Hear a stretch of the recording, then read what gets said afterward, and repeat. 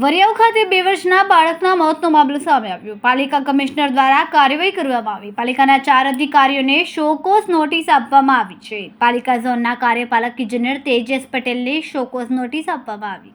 ઘટના સ્થળે જ કાર્યપાલક ઇજનેર તેજસ પટેલ તાપણું કરતા નજરે પડ્યા હતા। કાર્યપાલક ઇજનેર તેજસ ટી પટેલ, ડેપ્યુટી ઇજનેર નીતિન એમ ચૌધરી, જુનિયર ઇજનેર રાકેશ ટી પટેલ, સુપરવાઇઝર ચેતન પી રાણા। પાલિકા કમિશનર દ્વારા મોડી રાત્રે નિર્ણય કરાયો હતો। માસૂમ બાળક ગટરમાં પડી જતા મોત થયું હતું। પાલિકાના અધિકારીઓની બેદરકારી સ્પષ્ટપણે સામે આવે છે। બીજી બાજુ પોલીસ દ્વારા પણ ગુનો નોંધવામાં આવ્યો છે। ગઈકાલે જ્યારે બાળક મળી આવ્યો પછી સ્મીમેરમાં જઈને હું ને પદાધિકારીની તમામ ટીમ પરિવારને સાંત્વના આપી અને ત્યારે જ અમે નક્કી કર્યું હતું કે આમાં જે કોઈ જવાબદાર અધિકારી હશે એને 24 કલાકમાં સુરત મહાનગરપાલિકા દ્વારા પગલાં ભરવામાં આવશે।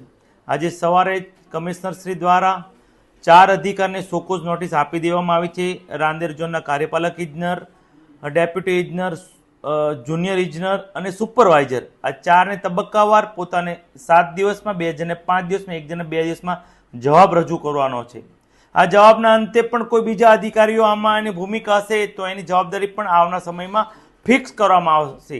આવનાર સમયમાં સુરત મહાનગરપાલિકામાં આવો બનાવ બીજી વાર નહીં બને તેની તકેદારી પણ રાખવામાં આવશે અને આ બનાવથી એક દાખલો બેસાડવા પણ સુરત મહાનગરપાલિકા જઈ રહી છે।